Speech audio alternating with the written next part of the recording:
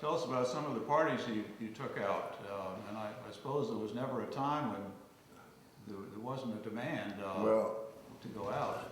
That's right, and the reason for that, the fish was running out of everybody's ears. They were so plentiful. Flounder, we'd catch as high as 250 flounder a day, and the limit then was 12 inches. And they'd come in and throw them right on the blacktop road in front of the boats, spread them out and divide them, you know, put them in their boxes. Mm-hmm. That's when they should have put a good limit on them. Mm-hmm. It would have helped some, I think. Mm-hmm.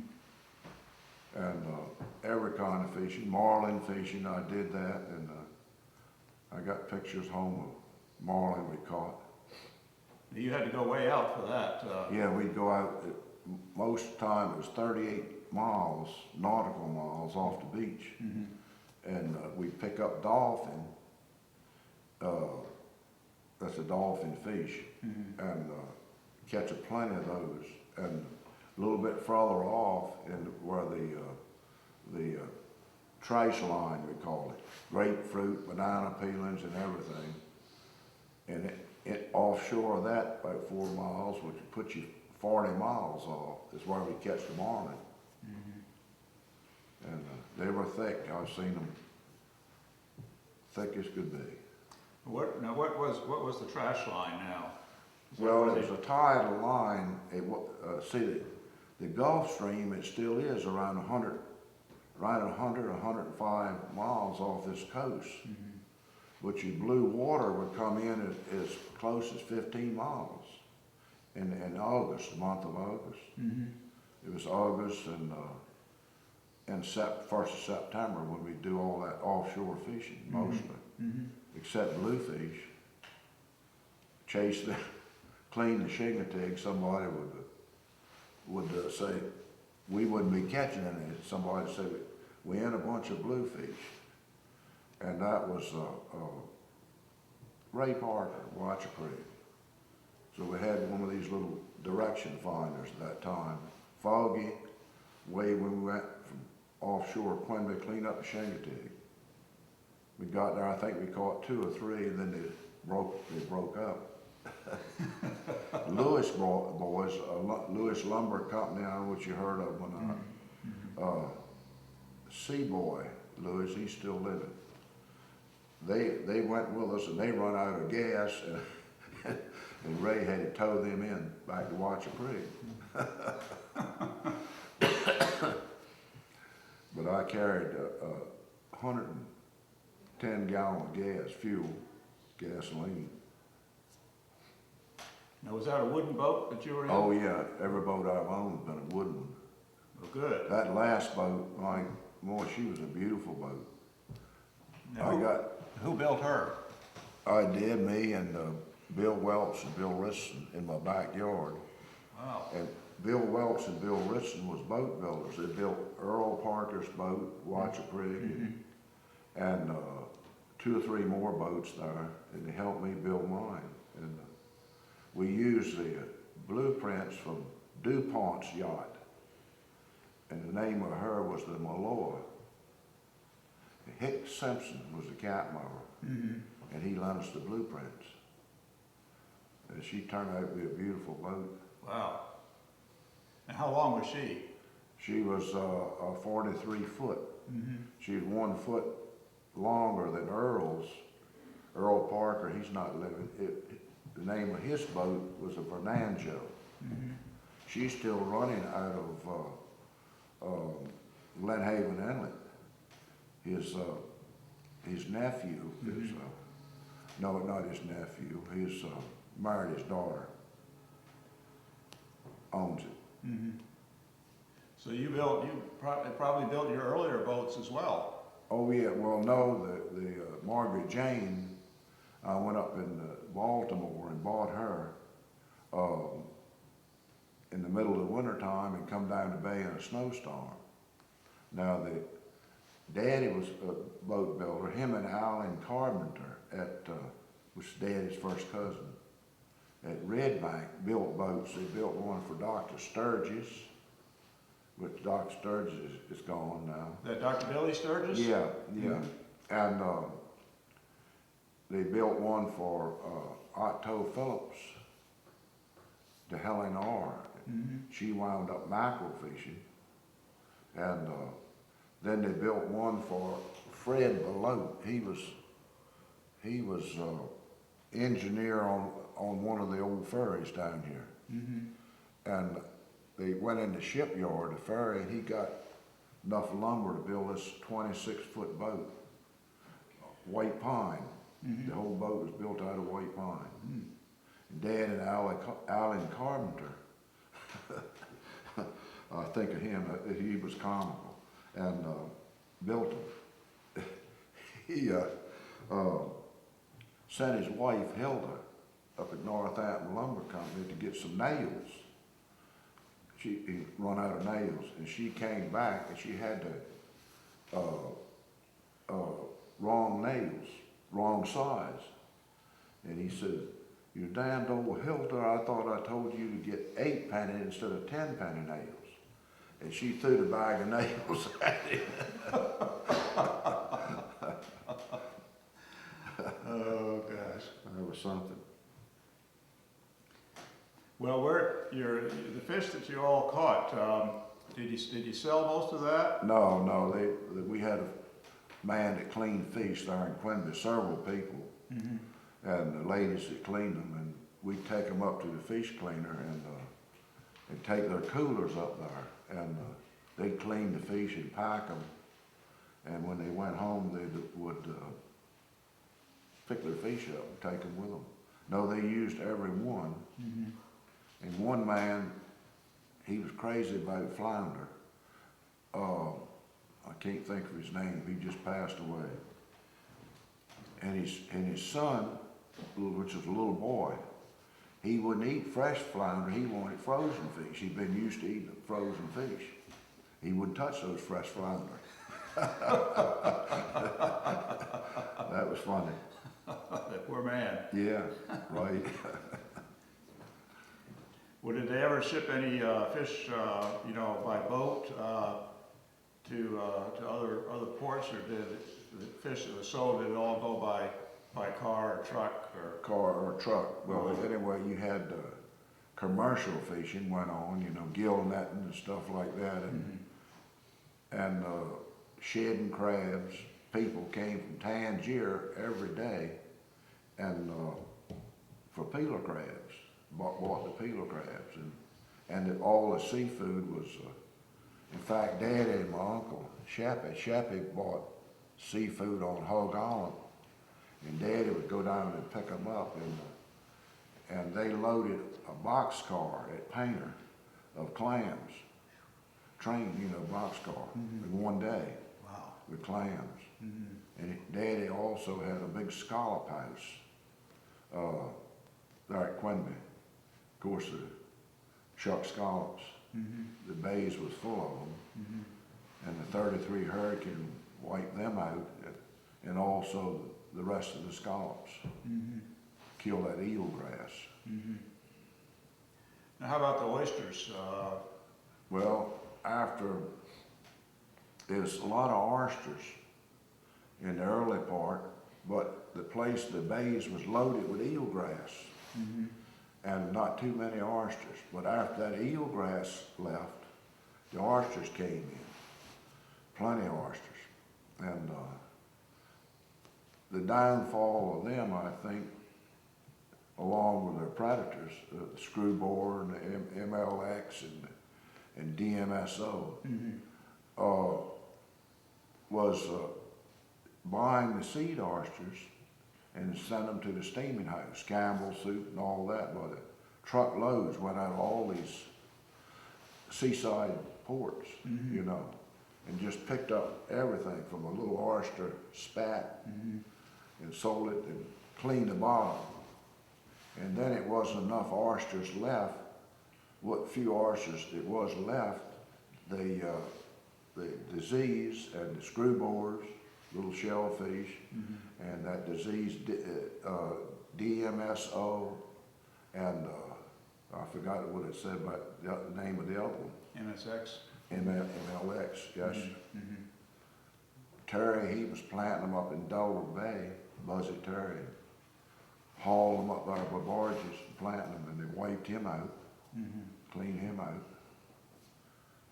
And it hasn't been any since. Maybe a mess to eat, go down, lucky catch a couple bushel or so. And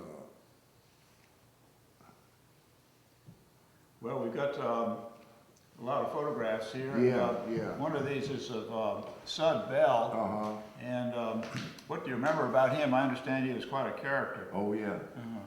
They had a little jukebox there in the record player there, and they put a nickel in, you know, there in the fisherman's inn. Was this? Oh, this was down at Quinby. Yeah. And somebody would be shooting pool, had a pool table, and playing a jukebox. And Sud, he came in, say Saturday night most time, and he'd take his banjo, guitar, he could play either one, and get right there at that jukebox and join right in with the record, stay right with it. And his brother, Len, wound up at the VA hospital where I was yesterday in Hampton. And he used to entertain them over there. And that's where he stayed in that old soldier's home till he died. What else did Sud Bell do? Did he, was he a fisherman as well? I really don't know what Sud did. Sud probably worked on the water, clamming or something like that. But most time what I knew him doing was going from place to place, entertaining people. And he went to New York several times. Some people come down and stayed in that old hotel on Hog Island. They had a hotel on there too. I never did see it. And one man left Hog Island, and I can't remember who Daddy said his name was. But they took him up to New York, and I know his first name was John. And when he came back, people said, John says, how did you like New York? He said, well, there's a lot of tall buildings and you can't walk for people, but it's too damn far away from Hog Island to ever amount to anything. That's what he said. They're all true stories. If I could just remember some of the stories that Dad has told me, about a third of them is all I can remember. Well, do you recollect any others at the moment? I think you had a few notes with you on some of the stories from those days.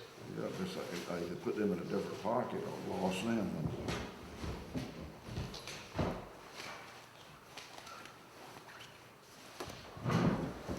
Let's see what I've got down here.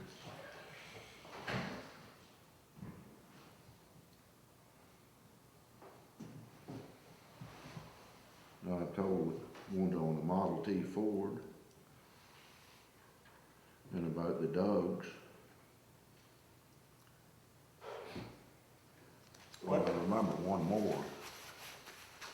We landed, went down to the Coast Guard base, which was on Heather Channel. That last time they diked that, it was diked it out of tongue and groove steel, and that steel's still holding some of it.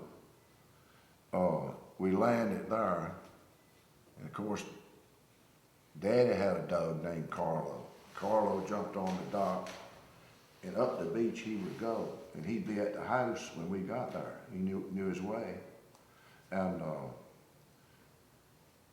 so we walked up the aisle to see where Vernon Simpson and Mr. Jim Smith, which is Lola's daddy. Vernon Simpson lived further over towards the ocean, and Ralph Boyne was on one side of my grandmother's property, and Mr. Smith, Jim Smith, was on the southern side. And so we went on up the island, and we hadn't got up there very far, and they were Coast Guard was having a drill, breacher's buoy drill, shooting this line over, you know, Braxton. And I was 5 years old, and by the time I got right abreast of them, they shot that cannon, went off. It scared me to death. And we continued and went on up the beach till and as you turn, you went on up this road where they traveled so much, they made a road, you know, in the sand. And then you turned and went over southeast towards where the people lived, up north. And they had a briar patch right on the corner as you turned. Little saltwater bushes and solid full of briars. And some of them boys, older boys, they had horses on there. And they'd ride those horses up the beach. And when they turned to go over to where the people lived, what few people lived up the beach, most of them lived down south. Those horses would break bad and run through that briar patch. And they'd come out of there all scratched up. I remember that. Wow. And old John, yeah, I remember, let me tell us about old John. Of course, my grandmother, she didn't use him much. Wash Carpenter was her cousin, first cousin, and he lived, I guess, over towards the beach more, but right up the beach, same as the rest of the family. And Wash would come down, get old John, and go down to the store and do his shopping and shop for my grandmother. And had a cart behind him, and I heard Daddy say that no reins or nothing, G and haul. Now, I don't know which one was left or right, but he'd holler at him. He'd turn when he got his command, you know. So John went down to the store, and this is another good one. And he got down there and got drinking a little bit, and he got loaded, and they put him, I don't know what he was down in Red Onion probably, and they put him in the cart, and smacked old John the steer up the beach he went, carried him home. Well, somebody, them boys didn't have nothing for entertainment, so they had to do something all the time. And see, one of them reached down and got this pine cone and lifted John's tail and put the pine cone under there. And John went up the beach with a Wash, carried him home, doing the hula, you know. That's what they told him.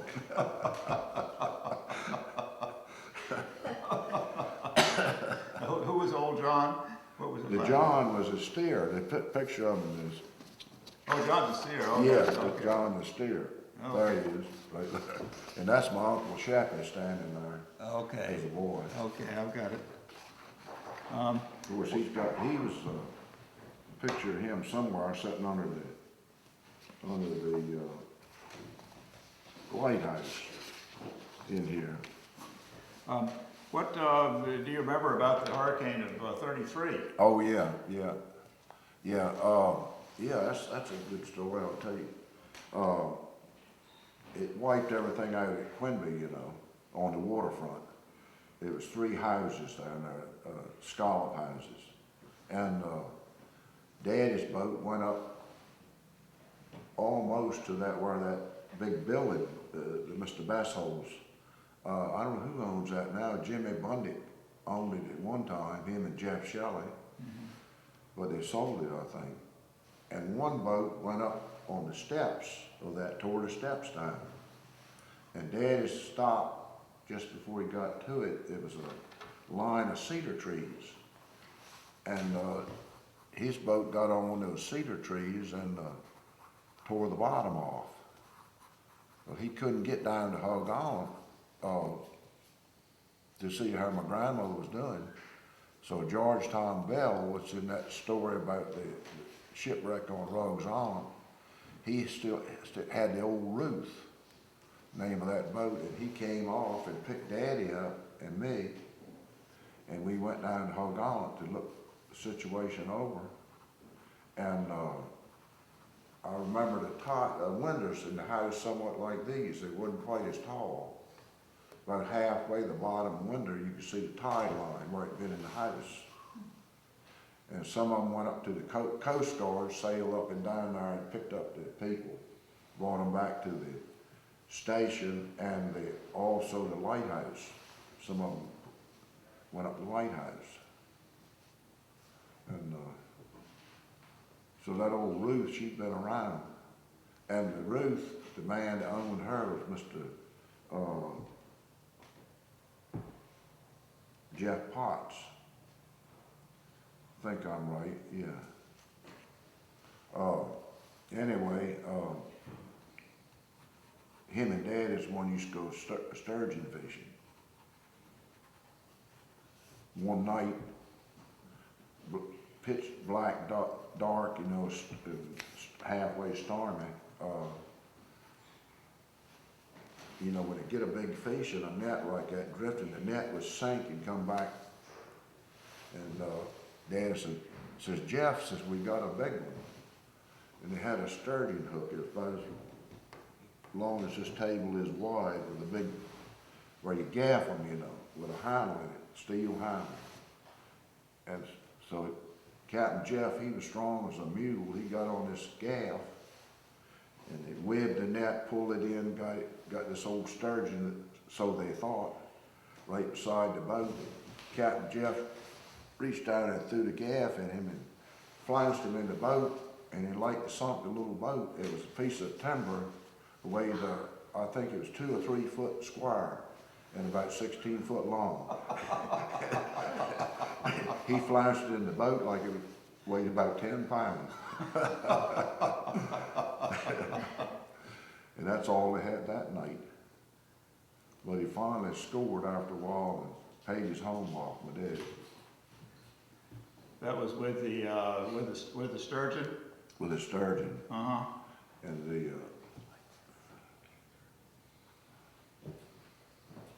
so that's about it, unless you got something else. What was it like when the hurricane came through? Were you in Quinby at the time? Oh, yeah. Rainwater where I live is high, and the tide didn't come up in there.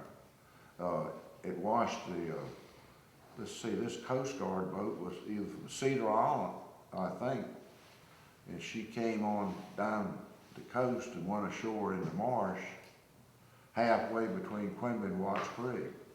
And they rolled her down on rollers to Quinby, and they had a Coast Guard boat come in there at high water and pull her off.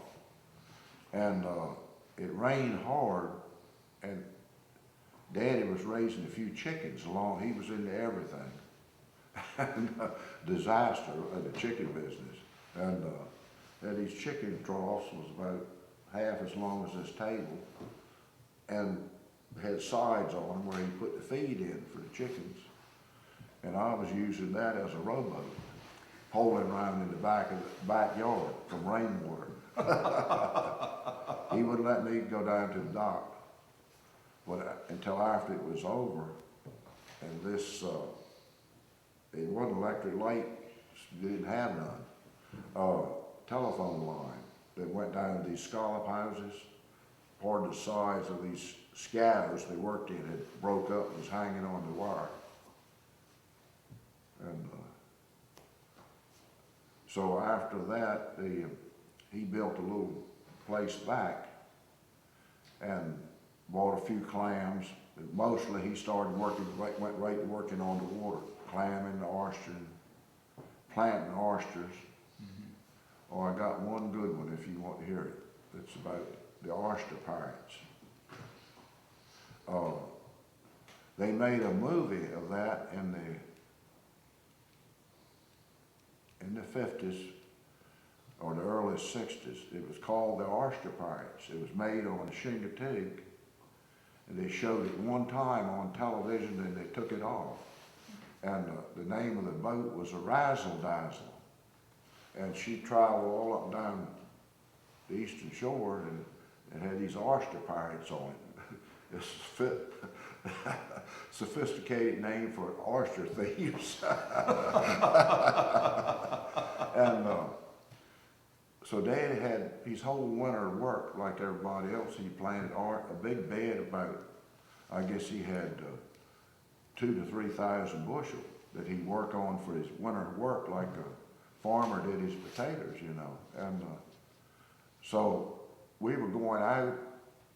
Of course, I'd go out with him, you know, in a heavy fog, and we seen all these scabs on his oyster bed. They had them loaded. And this man says, son, told Dad's son, says, we thought this was public. We wouldn't do this for nothing in the world. So Daddy says, told me when I got home, says, they'll be back tonight to get the rest of them. Says, I'm going up to see Judge Walters at Mahi-Mahi. So he went up to see him, the judge, and says, nothing I can do for you, Archie. Says, but you go home and protect that bed just like somebody's breaking in your home, and I'll try to protect you up here if anything happens. So we did. We went and got my Uncle Shappy with his .45 Colt pistol and .22 rifle, my brother-in-law Willard Phillips, and me. They just took me along to help push the boat. And it was a big oyster rock. It stood up about 2.5, 3 feet above the level of the oyster ground. And we got there and we hid behind that in the rowboat. And the old Razzle Dazzle, she was anchored down about a half a mile to the next buoy, Snare's Dream.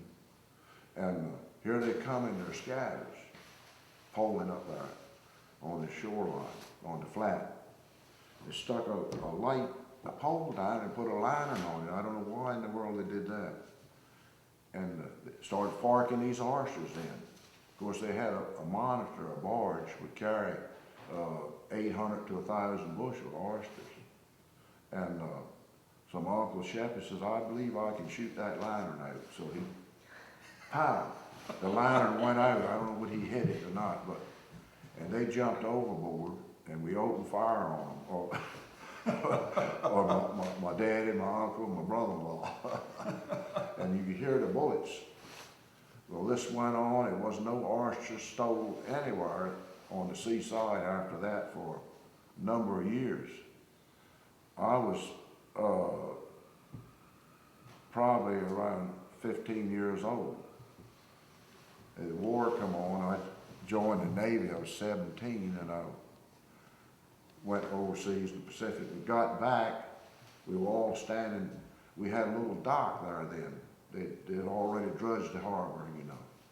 And we were all standing on the dock telling our war adventures. 2 or 3 boys from Quinby and me. And it was a man standing there. He was older than we were. He says, sons, says, you all haven't seen nothing. Says, you don't know nothing. Says, I was in the Battle of the Bulge in Europe. Said the closest I ever got to being killed was stealing oysters in Quinby one night. And I smacked my hands and laughed. I never will forget that.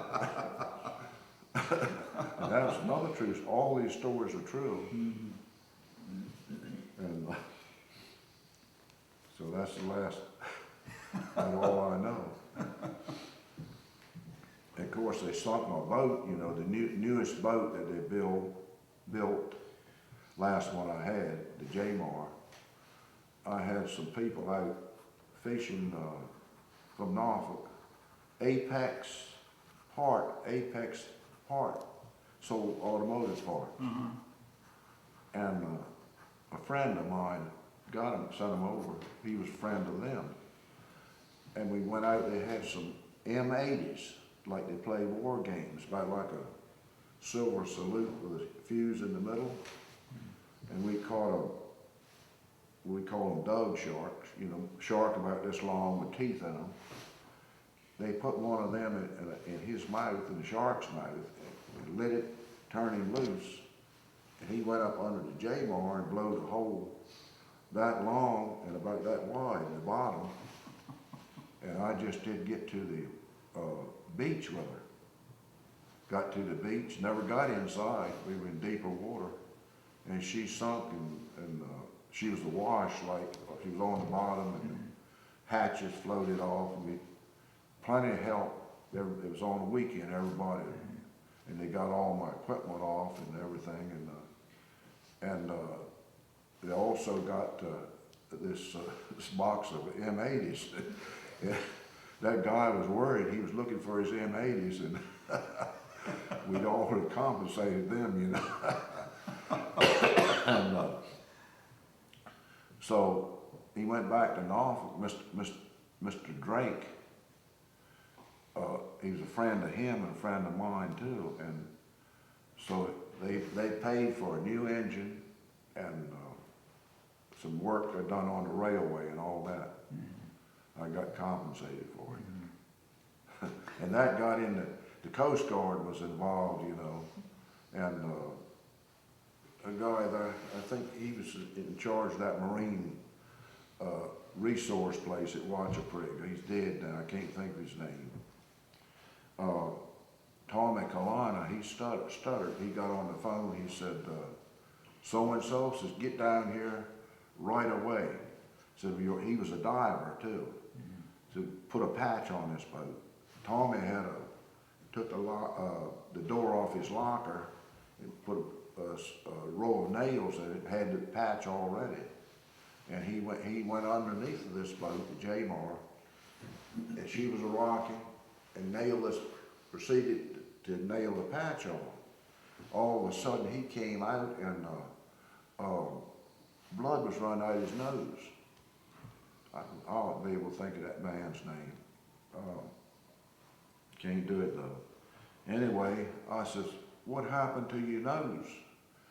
He come up for some more iron, went right back under and finished nailing that patch on.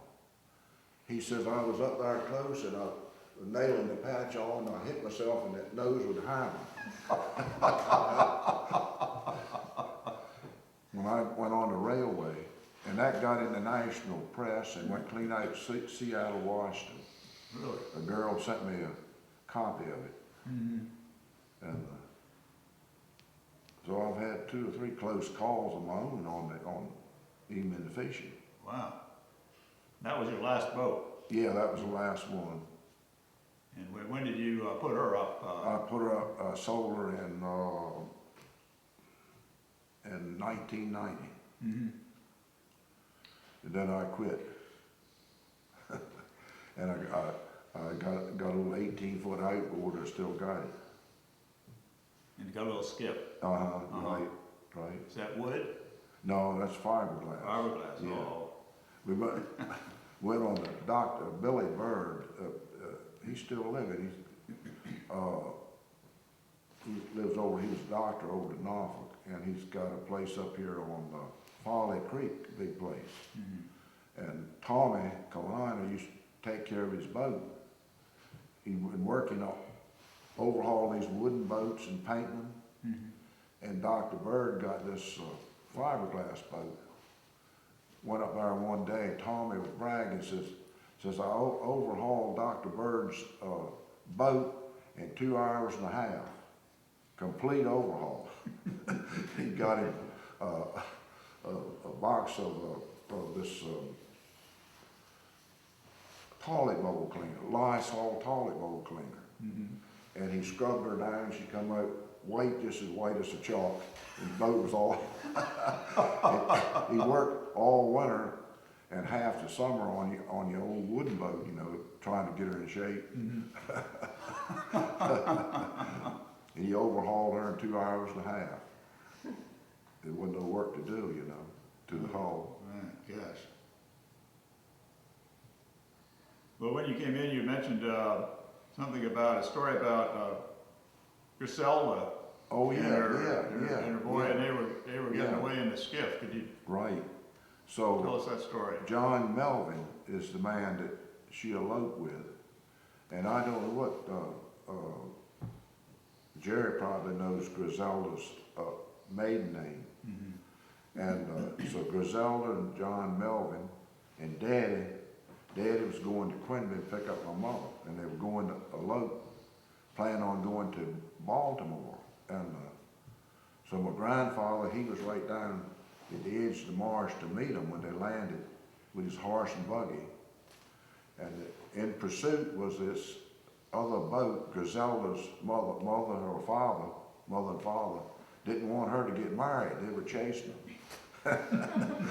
Well, they got away, and they went across the other side, the eastern shore to Harborton, where the old Baltimore ferry used to dock. Okay. And got on the ferry and went to Baltimore. And they went, and that docked at the Whitty, W-H-I-T-T-Y, hotel. It was on Pratt Street. I looked for it about 10 years ago, but that's all been tore down, and I got a picture somewhere. I don't know if they got it in here or not. I think they have. I got it home of where the ferry docked, right there on Pratt Street. Mm-hmm. And the hotel manager, or owner, Whitty, I guess his name was Whitty, he'd always meet this ferry so he could get all the eastern shoremen and carry them up to his hotel. A little further up the street, it was another hotel, but he'd always be down there to meet the ferry, so he'd get them first, carry them up to his hotel. And that's where they had their honeymoon and come on back. And they went to Hog Island and stayed there for about 6 months. Nobody could get along with my grandmother, so they left and come back to Quinby and stayed with my grandmother Wallace until he built his home, Mm-hmm. paid for it, sturgeon fishing, you know. Mm-hmm. My sister Hazel, she's in her 95, and she was born in Quinby. And so that's that story. And by the way, Griselda and John Melvin, they stayed together a number of years. I don't know how many, and then they divorced. But Daddy, my mother, she died early. She had she went to hospital for a checkup and hit her leg against the x-ray machine and formed a blood clot, and that got her just like that. Mm. So Daddy, he remarried Mr. Will Mitchell's widow. Will Mitchell was one of the men that gave this land for the harbor, you know. They deeded to the federal government. Mm-hmm. And if those people hadn't done that, you know, we'd still have a marshland right there now. Mm-hmm. All the boats was out in the bay to not a creosote pole, but a oak pole was cut out of the woods, you know. Mm-hmm. Stop. Yeah, stop. Mm-hmm. Yeah. And God, I can think, they start coming to me stories about that. Now, if you want to hear this one, this will be the last one. This Besshol's ditch, Mr. Bessol, he went back to Milwaukee. He hadn't been back for 30 years or more. And he put this colored boy, caretaker, taking care of the place. It's a basement. The same size of that building that's there now. It had wine, all kinds of wine in there. And so Jim, he got down and got one of those wine barrels with a hose in his mouth, and they found him, Mr. Bessel or somebody found him, he was dead. He drank himself to death. So they sold that. This was during World War II to a group called Kendall was their name. Believe it or not, they were Italian spies because Mr. Charlie Ackerberg, he gave this part of this land there. They sent a man from Norfolk to talk to Mr. Ackerberg and talk with Daddy and said, we're watching them, but we want to get all the information we can get before we're not going to bother them, we want to get the others. And they used to burn lights up top of that building. Well, anyway, this going back to Thomas Bell, that was Georgetown Bell's son. This little ditch called Best Holes Ditch. Alexander, it had a scooping bucket, was the man's name that dug that in there, maybe 500-600 yards. And always full of peeler crabs. When they buy peeler crabs, they throw the green crabs, and one would throw him overboard, and up that Holes Ditch he'd go. And they'd stay there until they got right rank, ready to shed a red rim. It was always a good day's work, and the mud would quiver in front of you. Well, Thomas was up there mudlarking, they called it, catching these peelers, and this old man Kendall, that property line went right down close to where they had their boats tied.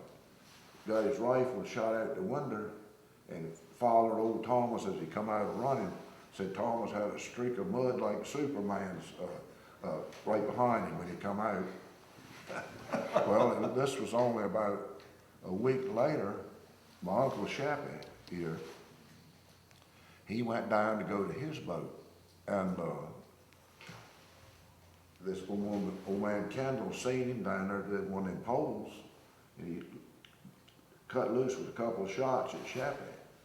Well, he picked the wrong one, you know. So Shappy come on home, and he come by Daddy's, says, Archie, says, have you got any 22 bullets? He said, yeah. Says, I've got a few. And he didn't tell him what he wanted them for. He had his 45 Colt in his pocket, got some bullets, and he went back down there.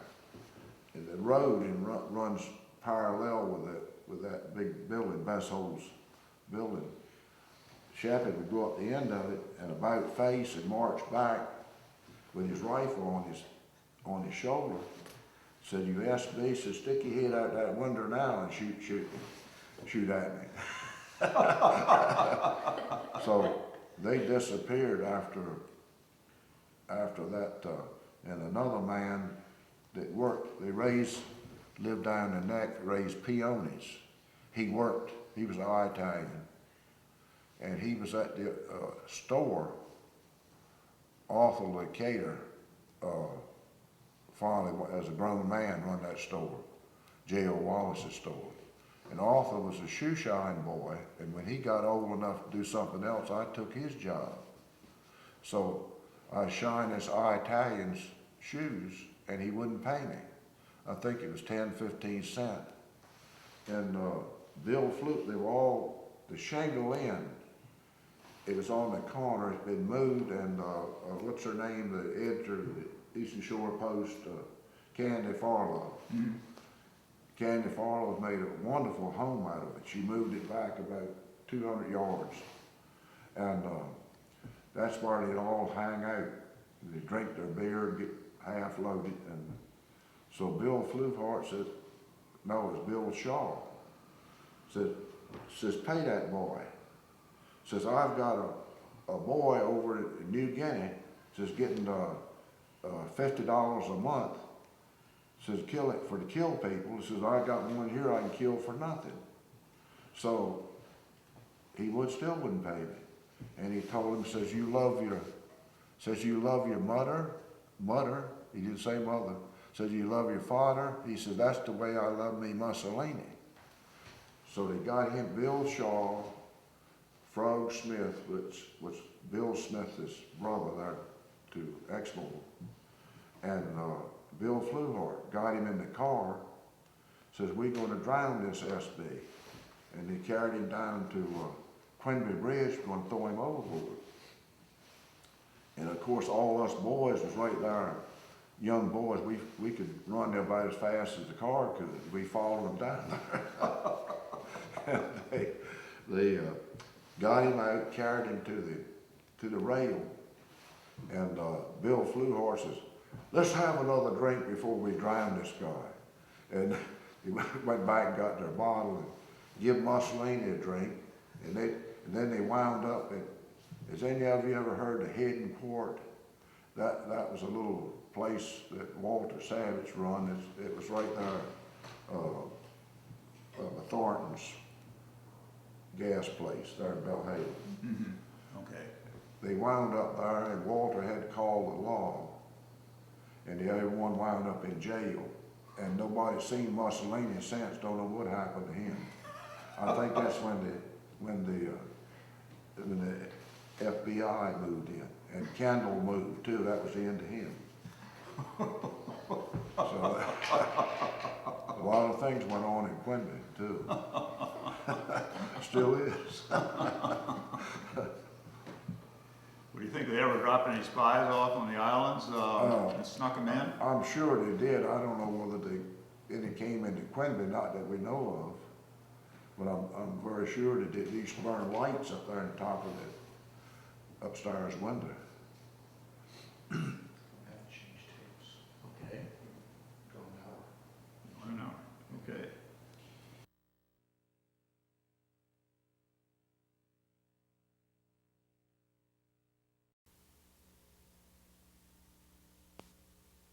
It's a duck. See, my Uncle Shappy would, and I can taste them right now, they're delicious. All these shorebirds that was on the beach, you know, you killed one and they'd come together and swarm and you kill all you wanted. And it was robin snipe, grayback, curlew, and what did she do? She'd clean them and lay them open, split them like that, and clean them and wash them. She called it a pot pie. Yeah. And with dumplings in it and a lot of pepper. And man, they was talking about something good, and cook it till it'd fall off the bone, you know, with those dumplings. What was it that you had on the rug? What was it that he had on the rug that she? On the rug? Yeah. That was the artificial dog. Okay, that's what artificial. And what was it she said? That's. Well, when I picked it up, no, she picked it up and started to go out doors and throw it out, you know. See, she had some comment about it when she first saw it. She said something when I picked it off I run and picked it off the rug, and she turned up, cocked her head up, looked at me. She said, she didn't know. She thought it was a real thing. She said, "Lord, behold, fare ye well." That was one of her bywords. She'd say that most anything, and something happened, you know.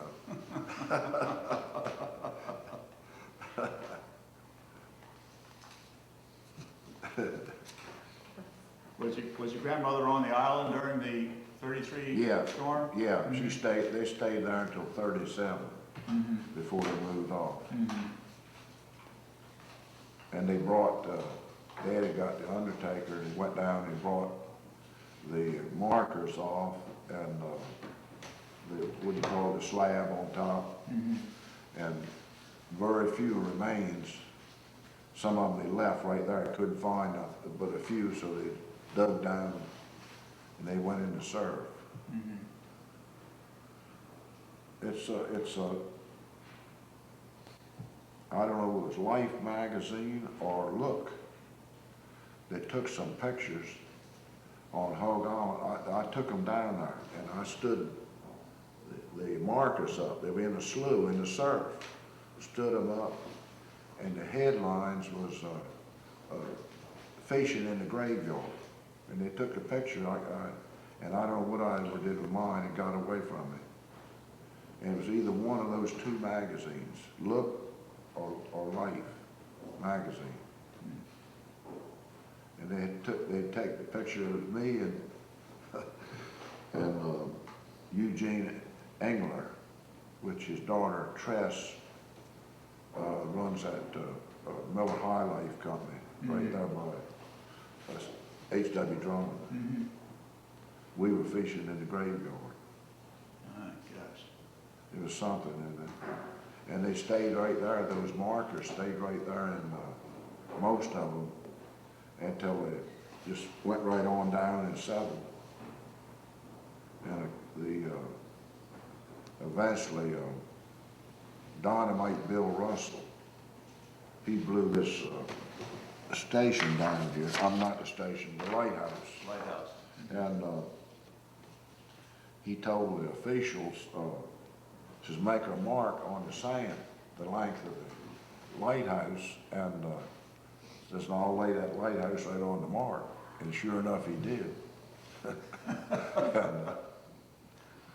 And we also went, when they built, the North End Station was a wooden building. That caught a fire and burnt down. And they built this brick building back, which is there today. And I worked there and I hauled all the supplies from Quinby down there on a barge when they were building it, you know. And we got the well, this was at the Coast Guard station. They had a deep well, was 1,500 feet, I believe, that they never could get any fresh water. Wow. Well, somebody decided that it was too deep, they were going to blow it off at a certain depth for fresh water. We went back down there.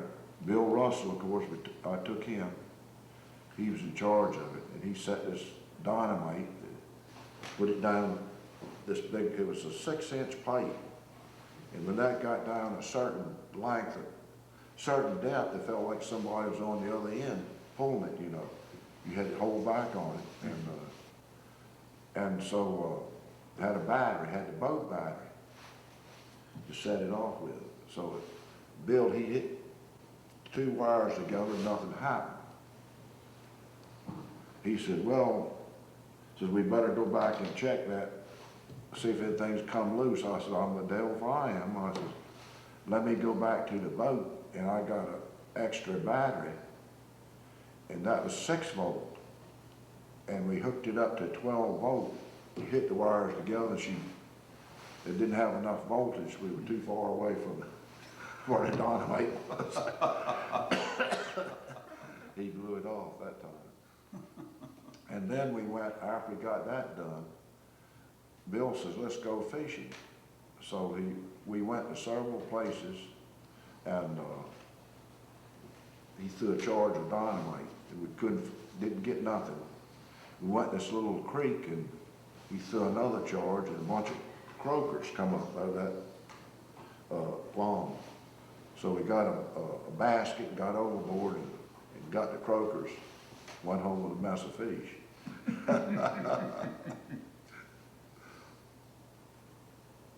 One time you told me you used to catch eels.